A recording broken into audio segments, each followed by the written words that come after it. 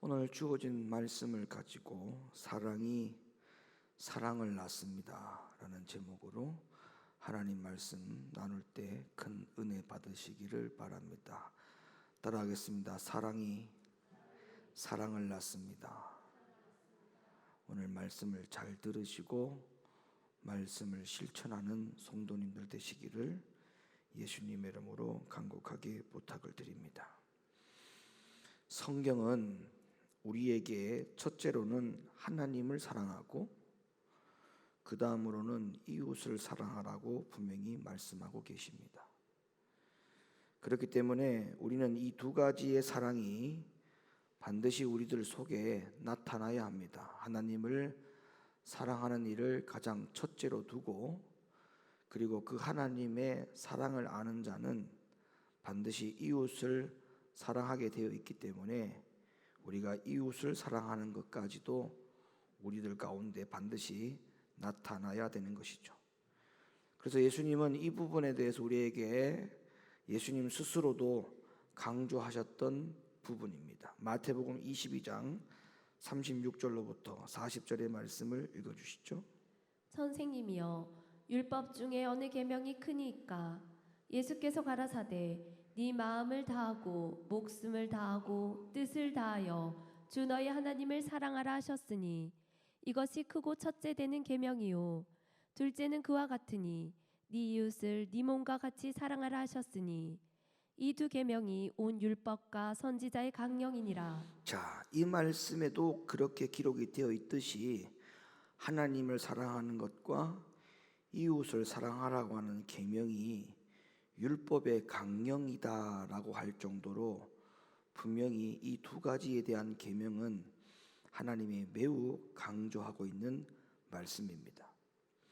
자, 그러면 율법을 누구보다도 사랑하고 율법에 대해서 신뢰와 자긍심이 대단했던 유대인들이 그러면 이 말씀대로 하나님 사랑과 이웃 사랑에 대해서 실천을 했느냐라고 하는 것에 대해서 우리가 한번 생각해 볼 필요가 있어요.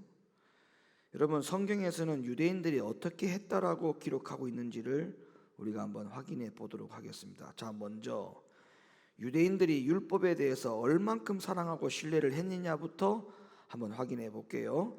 로마서 2장 17절로부터 19절 말씀. 유대인이라 칭하는 네가 율법을 의지하며 하나님을 자랑하며 율법의 교훈을 받아 하나님의 뜻을 알고 지극히 선한 것을 좋게 여기며 네가 율법에 있는 지식과 진리의 규모를 가진 자로서 소경의 길을 인도하는 자요, 어둠에 있는 자의 빛이요. 여러분, 이렇게 율법에 대하여 대단히 여기는 유대인들이 과연 하나님 사랑과 이웃 사랑을 실제적으로 실천했느냐? 자, 요한복음 5장 42절 말씀. 다만 하나님을 사랑하는 것이 너희 속에 없음을 알았노라. 누가복음 11장 42절 말씀. 화 있을진저 너희 바리새인이여, 너희가 박하와 운양과 모든 채소의 11조를 들이되 공의와 하나님께 대한 사랑은 버리는도다.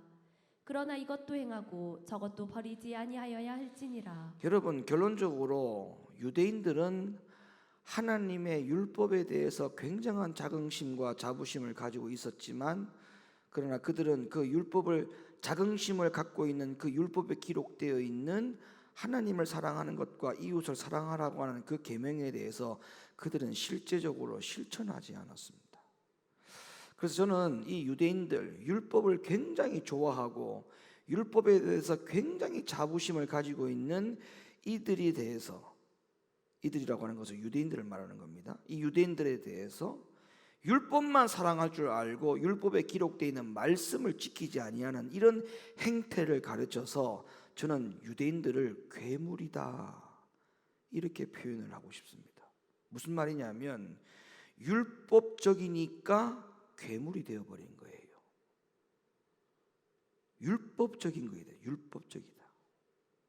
율법의 말씀에 비중해 둬야 되는데, 율법이 그렇게 소중하다면 소중하게 여기는 하나님의 율법의 말씀을 지키고 실천하는 것에 대해서 그 비중을 둬야 되는데 거기에다가 힘을 쏟지 아니하고 율법만 자랑하고 그 율법에 대하여 어떠한 말씀들이 기록되어 있으니까 남이 이웃이 어떠한 잘못을 저질렀을 때에 그 율법에 대하여 징책하고 죄를 발견하고 죄에 대해서 들추어낼 줄만 알았지 그들은 스스로 하나님의 율법의 말씀을 지키지 아니하는, 첫째로는 하나님을 사랑하는 것과 둘째로는 이웃을 사랑하라고 하는 그 계명을 실천하지 아니하는, 그냥 그야말로 문자적인 율법만 그들에게 소중히 될 뿐이었지 그들은 율법을 지키지 아니하는 괴물이 되었다. 괴물.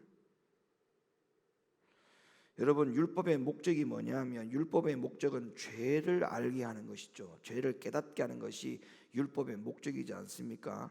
근데 여러분, 사랑이 없이 죄만 알려주는 것이 목표가 되면 그것은 굉장한 괴물이 됩니다. 왜 괴물이 되느냐 하면 자기는 의인으로 생각한다 이 말이에요.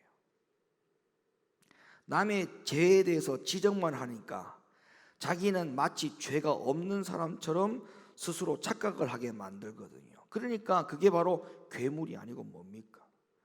악한 마귀가 아니고 뭡니까? 자기 스스로에 대해서 자기 자신을 발견할 줄 모르고 다른 사람이 죄를 저지르는 것에 대해서만 죄를 지적하고 있으니 이것이 바로 괴물이죠. 우리는 당연히 죄를 알고 당연히 그 죄를 알았으면 죄를 멀리해야 되는 의인의 삶이 목표가 되어야 됩니다. 그러나 너무나 당연한 겁니다.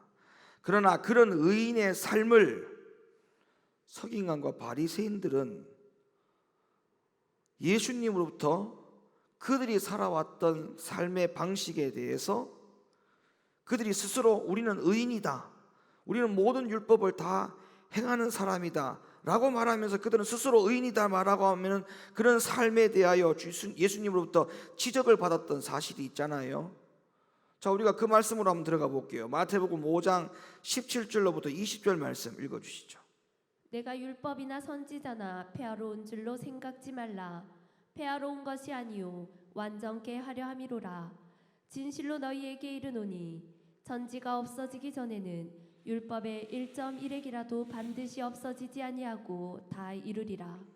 그러므로 누구든지 이 계명 중에 지극히 작은 것 하나라도 버리고 또 그같이 사람을 가르치는 자는 천국에서 지극히 작다 일컬음을 받을 것이요 누구든지 이를 행하며 가르치는 자는 천국에서 크다 일컬음을 받으리라.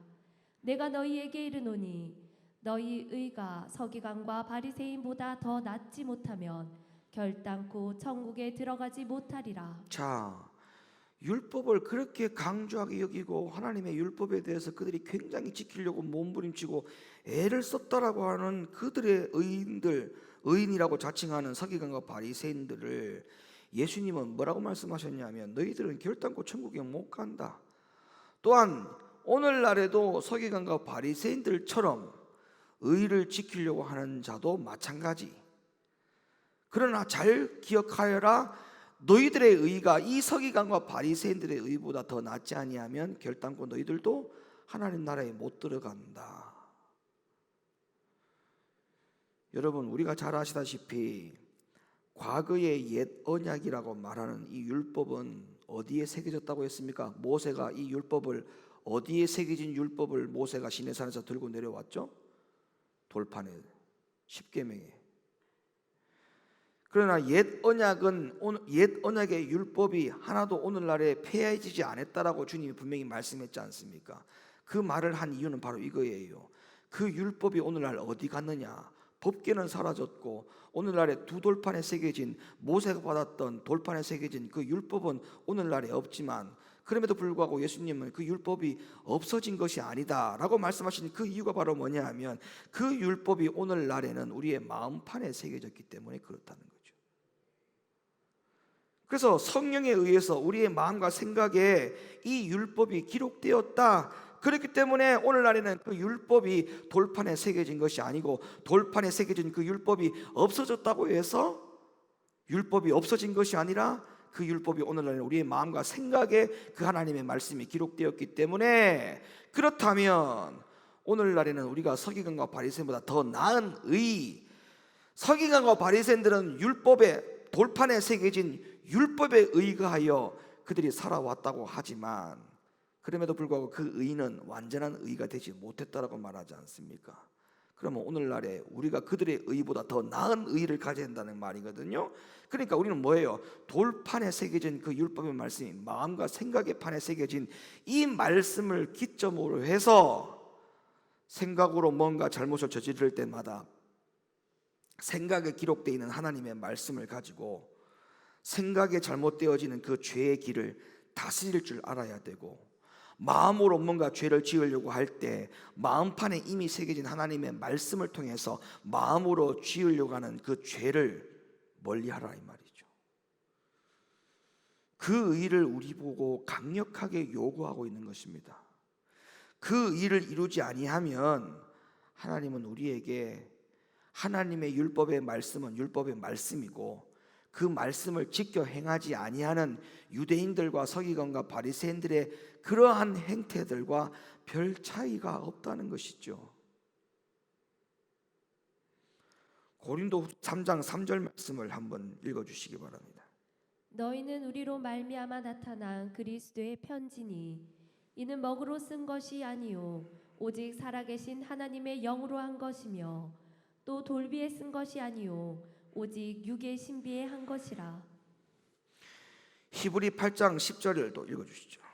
또 주께서 가라사대 그날 후에 내가 이스라엘 집으로 세울 언약이 이것이니 내 법을 저희 생각에 두고 저희 마음에 이것을 기록하리라. 나는 저희에게 하나님이 되고 저희는 내게 백성이 되리라. 계속해서 하나님의 말씀이 우리의 마음속에 기록이 된 것에 대하여 강조하고 있는 것이죠. 히브리 10장 16절부터 17절 말씀. 주께서 가라사대 그날 후로는 저희와 세울 언약이 이것이라 하시고 내 법을 저희 마음에 두고 저희 생각에 기록하리라 하신 후에 또 저희 죄와 저희 불법을 내가 다시 기억지 아니하리라 하셨으니. 자, 그래서 예수님이 결론을 이렇게 내렸어요. 마태복음 5장 18절. 진실로 너희에게 이르노니 천지가 없어지기 전에는 율법의 1.1획이라도 결코 없어지지 아니하고 다 이루리라. 여러분, 자신들의 마음판에 율법이 하나님의 말씀에 새겨 있다는 것을 인정하는 사람은 다른 사람에게 죄인이라고 말하기 전에 자기 자신도 죄인임을 인정하는 사람이 되는 것이 너무나도 당연한 겁니다. 나는 죄인이 아니고 그 사람만 죄인인 것처럼 죄를 지적하는 이 자체가 바로 유대인들의 의요 서기관과 바리새인들이 잘못했던 의라는 것이죠. 그래서 율법만으로는 사랑을 낳을 수가 없습니다. 율법만으로는 죄를 지적할 뿐이지 사랑을 낳지 못합니다. 이 말의 뜻을 좀 더 이해가 쉽도록 제가 한번 설명을 다시 한번 드려볼게요. 자, 성경에 네 부모를 공경하라, 네 아내를 네 몸과 같이 사랑하라 라고 하는 계명이 분명히 있죠. 율법에 기록이 되어 있죠. 그런데 여러분, 우리가 이 계명 때문에 어머니를, 아내를 사랑할 수가 있느냐? 여러분, 이 계명에는 분명히 있지만 그 계명이 있음에도 불구하고 우리는 부모를 사랑하지 아니하고 부모를 공경하지 아니하고 부모를 거역하고 살아요. 그러면 율법에는 기록이 되어 있는데 왜 우리가 그 율법대로 부모를 공경하지 못하는 것일까? 왜 그럴까요? 사랑을 낳지 않아서 그래요. 사랑을 낳지 않아서 그래요. 아직까지 사랑을 낳을 수 있는 단계가 아니라는 거는 증거입니다. 무슨 말이냐면, 자, 대개는 하나님의 율법의 말씀에 네 부모를 공경하라 라고 하는 말씀이 있지만 그 말씀을 지키는 사람도 있어요. 하나님의 말씀에 부모를 공경하라 했기 때문에 내가 부모를 공경해야 됩니다 라고 하는 그런 사람도 있어요. 그러면 그렇게 율법이 있고 그 율법을 또 부모를 공경하라고 하는 그 율법을 지켜 행하여서 부모를 실제적으로 공경하는 사람은 왜 공경하느냐 하면 부모의 사랑을 받아봤기 때문에 그래요. 부모의 사랑이 어떠한가를 깨달았기 때문에 그래요. 그래서 본인이 부모의 사랑을 받고 난 이후에 부모의 사랑이 얼마나 큰지를 알고 부모의 사랑이 얼마나 감사한 것도 알고 내 스스로가 부모의 사랑을 낳을 수 있는 위치에 놓인 거예요. 그러니까 그 부모를 공경하는 거예요. 여러분, 인류에 대한 하나님의 계획이 뭔지 압니까? 사랑받고 사랑하는 사람을 만드는 것이었습니다. 하나님은 단지 우리의 죄를 용서하고 지옥을 빼내어 천국 가게 하려고 우리를 사랑한 게 아니에요. 하나님의 사랑을 먼저 받았지 않습니까? 저와 여러분들이 말로 다 형용할 수 없는 하나님의 큰 사랑을 받았어요. 우리는 영원히 죽을 수밖에 없었어요. 근데 영원히 죽을 수밖에 없는 저와 여러분들을 사랑하사 자기 아들 독생자 예수를 이 땅에 내어 보내주신 그 은혜, 그 사랑은 엄청난 은혜요, 엄청난 사랑이죠. 그래서 하나님이 우리에게 그 사랑을 왜 주셨느냐 하면 그 사랑하는 사람을 만들기 위해서 그 사랑을 보여주신 거예요. 자, 요한 1서 4장 16절로부터 17절 말씀 읽어주세요. 하나님이 우리를 사랑하시는 사랑을 우리가 알고 믿었노니 하나님은 사랑이시라. 사랑 안에 거하는 자는 하나님 안에 거하고 하나님도 그 안에 거하시느니라. 이로써 사랑이 우리에게 온전히 이룬 것은 우리로 심판날에 담대함을 가지게 하려 함이니 주의 어떠하심과 같이 우리도 세상에서 그러하니라. 여러분, 하나님은 어떻게 해야 서로 시기하고 다투고 미워하는 이런 이기적인 인류를 사랑하는 사람으로 바꿀 수 있는지에 대해서 너무나 하나님은 잘 알고 있었어요. 그것은 바로 당신이 먼저 우리를 사랑하는 거였어요. 하나님이 먼저 우리 인간을 사랑하는 거였어요. 인류를 사랑하는 거였어요. 그래서 인류 안에 있는 인간들이 하나님의 사랑을 받은 너희가 나로부터 받은 사랑은 너희가 받았으니 이제부터 이웃을 사랑하라는 거거든요. 그래서 요한복음 3장 16절에는 이렇게 기록되어 있어요. 하나님이 세상을 이처럼 사랑하사 독생자를 주셨으니 이는 저를 믿는 자마다 멸망치 않고 영생을 얻게 하려 하심이니라. 로마서 5장 8절 말씀. 우리가 아직 죄인 되었을 때에 그리스도께서 우리를 위하여 죽으심으로 하나님께서 우리에게 대한 자기의 사랑을 확증하셨느니라. 요한 1서 4장 9절 말씀. 하나님의 사랑이 우리에게 이렇게 나타난 바 되었으니 하나님이 자기의 독생자를 세상에 보내심은 저로 말미암아 우리를 살리려 하심이니라. 그러니까 여러분, 이 말씀의 근거에 의하면 이 세상에 누구 한 사람도 인간이 하나님을 먼저 사랑한 사람이 한 명도 없어요. 우리가 먼저 하나님을 사랑한 것이 아니에요. 하나님이 먼저 우리를 사랑했어요. 요한일서 4장 10절 말씀.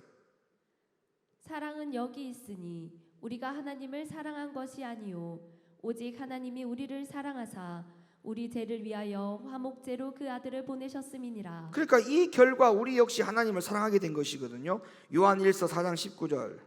우리가 사랑함은 그가 먼저 우리를 사랑하셨음이라. 베드로전서 1장 8절 9절. 예수를 너희가 보지 못하였으나 사랑하는 도다.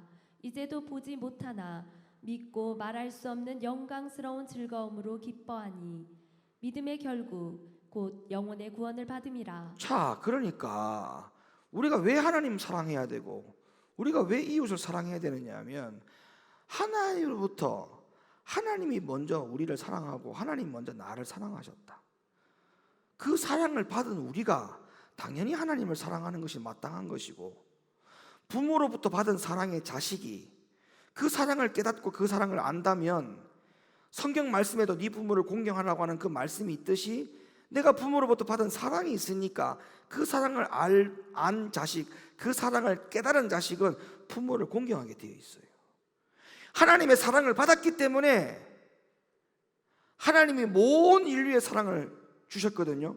그 중에 나도 사랑을 받았어요. 그러니까 나도 하나님의 사랑을 깨달은 자로서 하나님을 사랑하게 되고 하나님과 이웃이 되는 모든 자들을 다 사랑할 수가 있는 것이 당연한 거죠. 당연한 거죠. 근데 어떻게 합니까? 우리는 사랑을 받았는데 율법을 가지고 죄를 지적하고 있어요.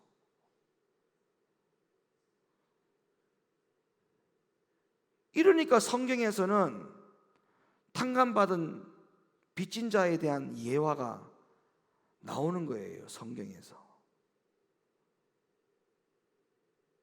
그죠? 그 예화를 보면 지금 제가 말씀드린 그 내용이 똑같은 내용이지 않습니까?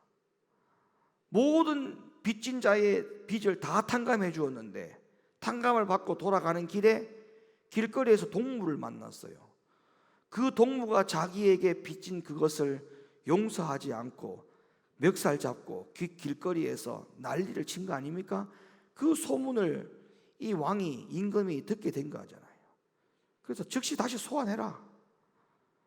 그래서 임금이 하는 말이, 야, 어떻게 해서 너는 나에게 빚진 모든 것에 대해서 내가 너를 다 탕감해 주었는데 너는 어찌하여 너에게 빚진 그 동물을 네가 용서해 주지 못했느냐? 여러분, 율법은 잘 기억하셔야 돼요. 그렇다면 이 말씀을 들으면서 또 여러분들이 오해를 하시면 안 돼. 그러면 죄를 지적할 필요도 없고, 그럼 죄를 지적할 필요도 없으니까 다 그러면 죄를 누가 지어도 다 덮어주고 눈 감아주라는 말이냐?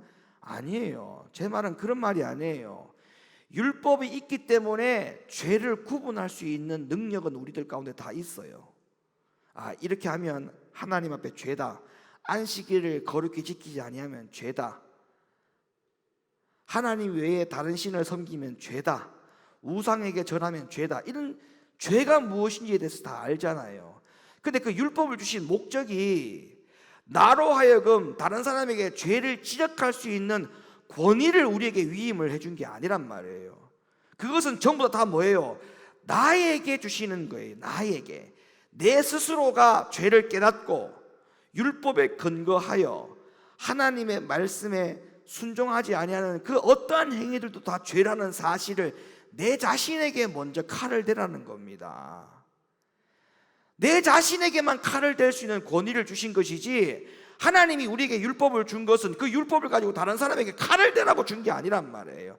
그러니까 과거의 유대인들이, 서기관과 바리새인들이 그런 오류를 범했다는 거예요. 그 율법 가운데 너희가 율법을 지키고 행하지 아니하는 그 부분에 대해서 스스로 자책은 하지 아니하고 다른 사람이 죄 짓는 것에 대해서, 심지어 예수님이 안식일 날 병 고치는 자들과 병든 자들과 함께 있고 그들과 함께 있는 것에 대해서 안식일을 거룩히 지키지 아니하는 그 예수님에 대하여 죄를 지적하지 않습니까? 율법의 목적은 죄를 깨닫게 하는 거예요. 근데 그 죄를 깨닫게 하는 목적이 나를 향하여 칼을 대는 거예요. 나를 향하여. 남을 향하여 칼을 대는 게 아니고. 제가 지난주에 말씀을 드렸지 않습니까? 성령에 대해서 오해를 하면서 신앙생활하는 사람들, 성령이 비물질적인 영적인 존재로만 이해를 하고 거기에 꽂혀서 한쪽으로 치우쳐서 신앙생활하는 사람들, 그리고 거기다가 또 하나님의 말씀을 굉장히 많이 아는 사람들, 또 거기에다가 플러스 기도까지 많이 하는 사람들, 이런 사람들이 가장 크게 오류를 범하는 게 바로 뭐냐 하면 율법적인 사람이 되는 경우가 너무 많아요. 율법주의적인 사람,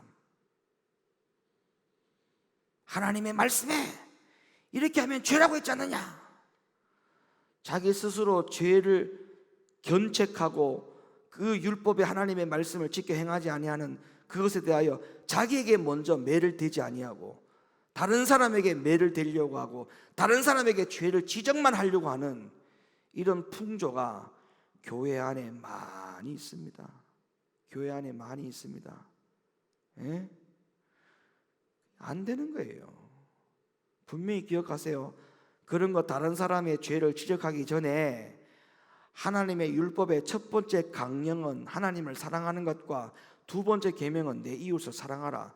그 두 가지를 실천하지 아니하고 다른 사람에게 칼을 대지 마세요.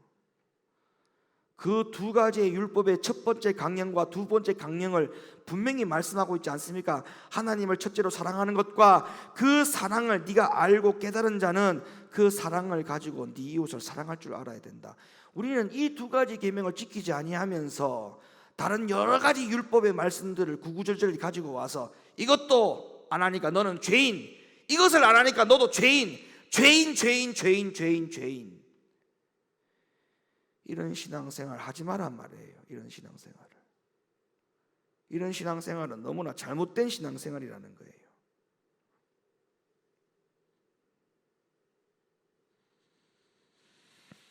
하나님의 사랑을 받았어요? 하나님의 사랑이 뭔지를 알아요?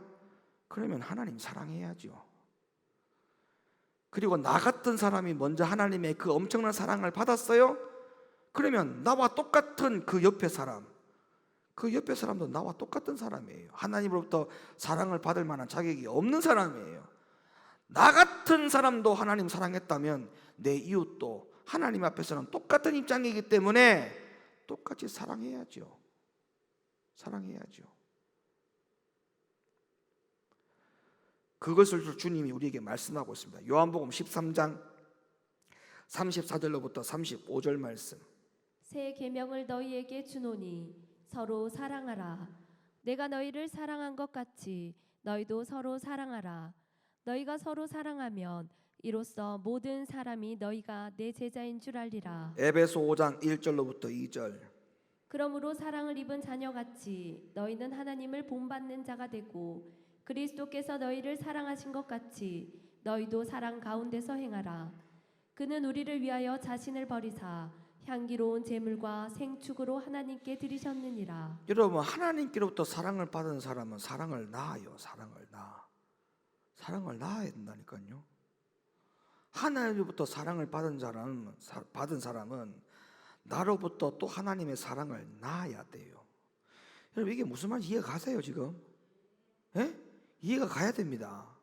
내가 하나님부터 사랑받았기 때문에 나라 하여금 사랑이 낳아져야 된다고요. 낳는다라고 표현했어요. 낳는다.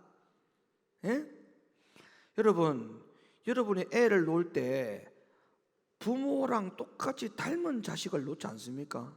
똑같은 닮은 자식. 여러분, 부모에게 혈액형이 없는 혈액형을 낳는 자식이 이 세상에 아무도 없어요. 부모의 혈액형을 갖고 있는 유전자를 가지고 그대로 부모의 혈액형의 유전자를 닮은 아이를 낳게 돼 있죠. 예? 생김새도 똑같이 생겼어요. 그거와 마찬가지로 우리가 하나님의 사랑을 받았지 않습니까? 그러면 사랑을 받았기 때문에 그 사랑을 낳을 수 있는 사람이 돼야 돼요. 그래서 여러분들에게 사랑할 수 있는, 사랑을 낳아가지고 있는 증거가 뭔지를 한번 보세요. 다 있지 않습니까? 내가 하나님으로부터 받은 사랑이 있기 때문에 그 사랑을 받은 것을 가지고 내가 내 사랑을 낳았다. 그 대상자가 누구냐고요? 있지 않습니까? 내 부모가 될 수도 있고, 내가 사랑을 낳은 대상자가 내 자식들이 될 수 있고, 내 사랑을 하나님부터 사랑을 받아갖고 사랑을 낳은 자가, 대상자가 내 옆에 있는 아내가 될 수도 있고. 이해가 돼요 지금 이 말이? 근데 사랑을 받았어. 하나님부터 사랑을 받았어. 사랑을 분명히 낳아야 돼. 근데 사랑을 낳았는데 주변에 내가 사랑하는 사람이 아무도 없어. 사랑 낳는 것에 대해서 다 실패하고 살아가는 겁니다 지금 그게. 그러면서 본인은 하나님께 사랑을 엄청나게 받았잖아요. 그럼 내가 지금 실제적으로 사랑을 낳은 사람이 한 명도 없어 내 주변에. 그게 바로 유대인들이라고요. 유대인들. 그게 바로 서기관과 바리새인들이라고요. 여러분 아시겠습니까? 사랑을 낳은 대상자가 있어야 될 거 아닙니까? 그러면 내가 사랑하는 그 사람을 딱 봤을 때 뭐가 느껴져야 돼요? 그 사람을 보면서 내가 아버지로부터 받은 사랑이 보여야 돼요. 그 사람이 잘못할 때가 있잖아요. 그럼 잘못하고 있을 때보다 내가 그 사람을 잘못할 때보다 미워하지 않고 사랑하잖아요. 그것을 보면서 내가 사랑을 낳는 것이 되는 것이고, 그걸 보면서 아버지가 나를 이처럼 사랑했구나 라고 하는 걸 알게 되는 거예요. 자, 내가 사랑하는 대상자가 있는데 하나님이 아내를 주셨고 남편을 주셨고 자식을 주셨고 교회 안에 한 성도를 주셨고 형제를 주셨고 자매를 줬잖아요. 근데 내가 그 사람을 사랑하지 못해. 왜 사랑 못하느냐는 이유는 다 있죠. 너무 말 안 듣는다, 내하고 뜻이 다르다, 생각이 다르다, 이유가 다 있어요. 사랑하지 못하는 이유가 다 있다고요. 그러면 사랑을 안 한다? 그러면 그건 하나님으로부터 내가 하나님으로부터 받은 사랑의 관계가 아니란 말입니다. 근데 내가 하나님으로부터 받은 사랑은 뭐예요? 나도 하나님 말 안 듣고 나도 하나님 기분 나쁘게 하고 나도 얼마나 하나님을 갖다가 조롱하고 나도 얼마나 하나님을 많이 배반했습니까? 그럴 때 하나님이 내가 이 관계처럼 나도 너 싫어, 이런 사랑을 받은 게 우리가 아니지 않습니까? 그럼에도 불구하고 우리는 하나님이 우리를 사랑해 주셨어요.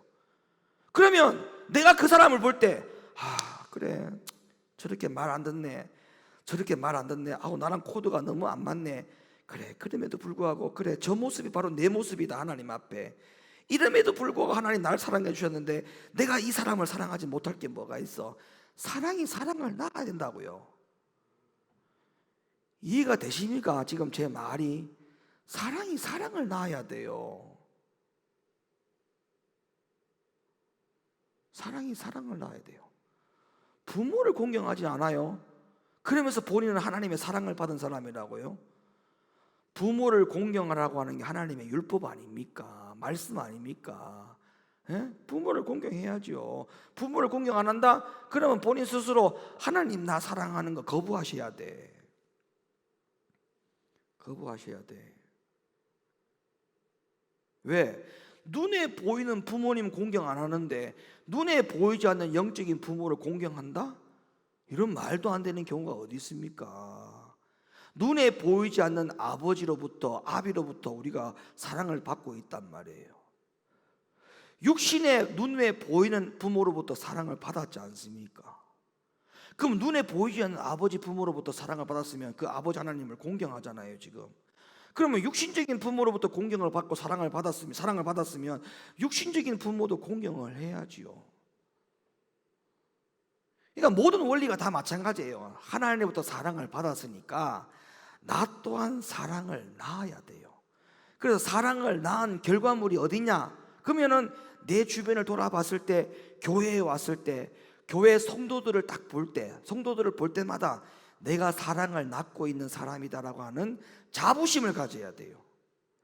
교회 안에 전부 다 원수야, 자기하고 사람 관계가. 그러면 그 사람은요 신앙생활 하면서 굉장히 괴로울 거예요. 왜?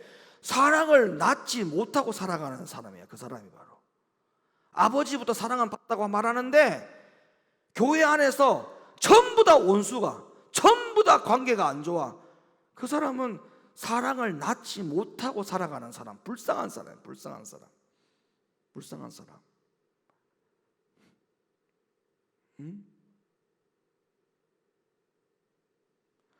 여러분, 우리가 세상에도 보면 배 아파서 낳은 자식이 아니고 자식을 못 낳아가지고 어쩔 수 없이 데려와서, 어릴 때부터 데려와서 키우는 자식들이 있죠. 그런 자식들을 부모가 뭐라고 표현하는 줄 아십니까? 내가 배 아파 낳은 자식이라 하지 않고 뭐라고 합니까?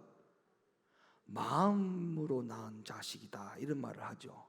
마음으로 낳은 자식이다. 여러분, 마음으로 낳은 자식도요 사랑합니다. 사랑한다고. 마음으로 낳은 자식도 사랑합니다. 그 말은 뭐예요? 여러분, 우리가 하나님으로부터 다 마음에 사랑받은 거 아닙니까? 실제적으로 하나님 자궁에서 여러분들 태어났습니까? 에? 아니지 않습니까?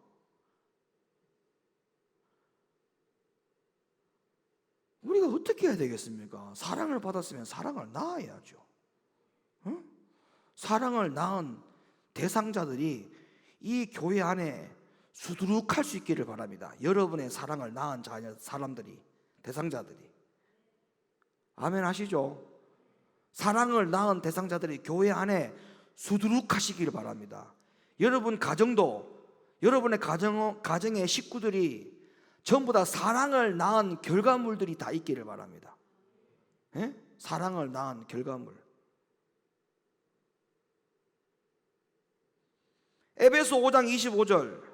남편들아, 아내 사랑하기를 그리스도께서 교회를 사랑하시고 위하여 자신을 주심같이 하라. 골로새 3장 13절로부터 14절. 누가 네게 혐의가 있거든 서로 용납하여 피차 용서하되 주께서 너희를 용서하신 것 같이 너희도 그리하고 이 모든 것 위에 사랑을 더하라. 이는 온전하게 매는 띠니라. 요한일서 3장 16절. 그가 우리를 위하여 목숨을 버리셨으니 우리가 이로써 사랑을 알고 우리도 형제들을 위하여 목숨을 버리는 것이 마땅하니라. 요한 1서 4장 11절. 사랑하는 자들아, 하나님이 이같이 우리를 사랑하셨은즉 우리도 서로 사랑하는 것이 마땅하도다. 긍휼히 여김을 받았기 때문에 긍휼히 여겨야 할 의무가 있고, 용서받았기 때문에 용서해야 할 의무가 있고, 사랑을 받았기 때문에 사랑해야 할 의무가 있는 것입니다. 아멘. 아멘이십니까? 너희가 사랑을 받았기 때문에 우리도 서로 사랑하는 것이 마땅하도다. 하나님부터 사랑을 받은 우리는 내 주위의 사람을 사랑하는 것은 너무나 당연한 거예요. 예? 그걸 가리켜서 사랑을 받은 사람은 사랑을 낳을 줄 알아야 된다. 사랑을 낳을 줄 알아야 된다. 자, 그래서 우리가 이렇게 하면 우리 주위에 정말로 변화되었으면 하는 그 사람도 변화가 됩니다. 그 사람이 남편이나 아내가 될 수도 있고요, 그 사람이 부모가 될 수도 있고요, 자녀가 될 수도 있고, 친구가 될 수도 있고, 가까운 지인이 될 수도 있어요. 제가 조금 전에 그렇게 말씀을 드렸습니다. 하나님은 서로 시기하고 다투고 미워하는 이기적인 인류를 사랑하는 사람으로 바꿀 수 있는 방법으로 선택한 것이 바로 하나님이 먼저 우리를 사랑하는 거라고 했어요. 그래서 하나님은 홀로 인간을 먼저 사랑하셨어요. 우리에게 동의도 구하지 않았습니다. 먼저 하나님이 우리를 홀로 사랑하셨어요. 우리는 사랑하는 사람만 사랑합니다. 아주 이기적이죠. 미워하는 사람은 거들떠 보지도 않습니다. 그렇게 죽을 죄를 진 것도 아닌데, 따지고 보면, 은밀히 들어가 보면 그렇게 자기한테 죽을 잘못을 저지른 것은 아닌데도 불구하고 사랑하지 못합니다. 미워합니다. 그러나 분명히 기억하십시오. 내가 하나님으로부터 받은 사랑받은 사람이 맞는지를 생각해 보십시오. 내가 하나님으로부터 사랑을 받을 때, 말씀드렸잖아요. 홀로 하나님이 먼저 나를 사랑했다고 했는데, 그때 그 순간에 하나님이 홀로 먼저 나에게 동의를 구하지도 않고 나를 먼저 사랑할 때 저와 여러분의 신분이 뭐였습니까? 하나님과 원수였습니다. 그때 그 신분이, 맞죠? 하나님과 원수의 관계였습니다. 그럼에도 불구하고 우리는 사랑을 받았지 않습니까? 그러면 그 사람이 나한테 죽을 만큼 잘못한 사람이 아닌 이상 사소한 일로 사랑하지 못할 이유가 없는 것이죠. 여러분, 그럼 어떻게 사랑해야 되느냐? 두 가지 말씀을 드릴게요. 그럼 어떻게 사랑해야 되느냐? 그냥 사랑합니다 이렇게 말로 하느냐? 아니에요. 성경에는 그렇게 말하지 않았어요. 너희가 하나님으로부터 사랑을 받았으면 사랑을 낳을 때도 두 가지 방법으로 사랑을 낳으라고 했어요. 데살로니가전서 1장 3절에 보면, 말씀을 찾아보진 않겠습니다만은 여러분들이 잘 기억하시면 돼요. 데살로니가전서 1장 3절에 보니까 사랑의 수고를 나타내어라 이렇게 말씀하고 있어요. 사랑의 뭐를 나타내라? 수고를 나타내라. 수고를 나타내라. 여러분, 사랑을 할 때, 이웃을 사랑할 때 사랑의 수고를 나타내라 이렇게 말씀했어요. 자, 왜 수고라고 했냐? 왜 수고라 했냐면 자기가 번 돈으로 대접하고 자기의 몸으로 도와주고 자기의 땀으로 그 사람을 위해서 헌신하는 직접적인 수고, 이 수고가 거기 들어가야 돼요. 직접적인 수고. 말로만 하는 사랑은 사랑이 아니에요. 분명히 사랑의 수고를 나타내라고 데살로니가서 1장 3절에 말씀했어요. 여러분, 아까 제가 말씀드렸잖아요. 여러분들 다 동의하셨잖아요. 그런 엄청난 사랑을 하나님으로부터 받은 나이기에 나 또한 사랑을 낳는 사람의 위치에 있어야 된다라고 하는 것에 대해서 여러분들이 다 고개를 끄덕거리고 다 아멘 하셨어요. 맞죠? 그럼 이제부터 뭐 해야 돼요? 실천해야 되죠. 실천. 그러면 사랑을 어떻게 실천해야 되느냐? 사랑의 수고를 해요. 수고. 예? 여러분이 번 돈으로 아이스크림도 사주고, 번 돈으로 커피도 사줄 줄 알고, 번 돈으로 맛있는 밥도 사줄 줄 알고, 번 돈으로 김치를 맛있게 만들어서 갖다 주기도 하고, 이런 사랑의 수고, 아픈 사람이 있으면 약을 사가지고 갖다 주기도 하고, 데리고 가서 병원에 같이 가기도 하고, 이런 사랑의 직접적인 수고가 있어야 된다. 직접적인 수고. 부부간에도 마찬가지예요. 수고해야 돼. 수고. 직접적인 수고. 예? 직접적인 수고. 예? 그냥 가만히 앉아가지고 아내가 밥을 차려줄 때까지 기다리고, 강 큰 남자예요. 강 큰 남자. 강 큰 남자. 예? 그러면 가만히 앉아서 앉아있는데 밥을 다 차려줬으면, 그러면 가만히 밥을 먹으면 되는데, 밥을 먹으면서 뭐가 짜니 다니 딱딱하니 부드럽니 온갖 불평불만하고,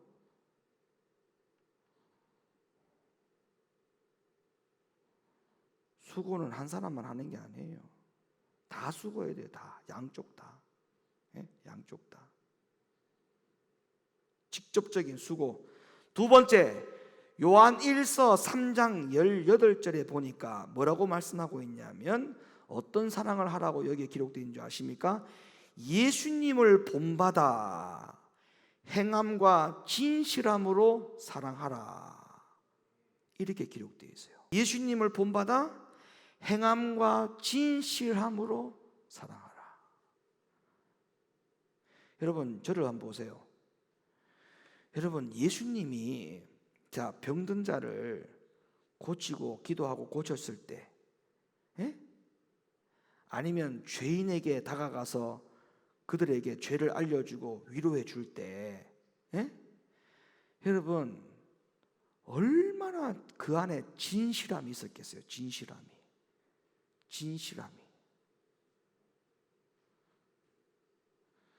여러분, 사랑을 할 때 진실함으로 하셔야 돼요. 진실함으로.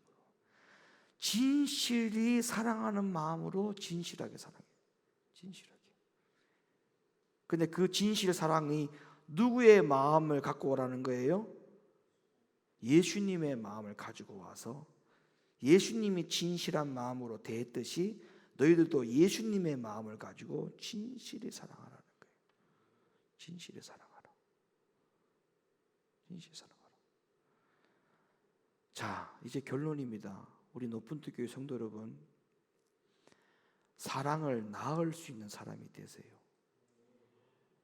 사랑을 낳을 수 있는 사람.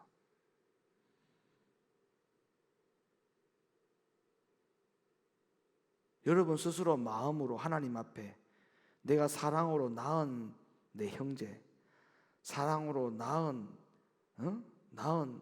내 자녀, 사랑으로 낳은 내 교회 목사님, 이런 자부심이 있어야 되지. 이런 자부심이.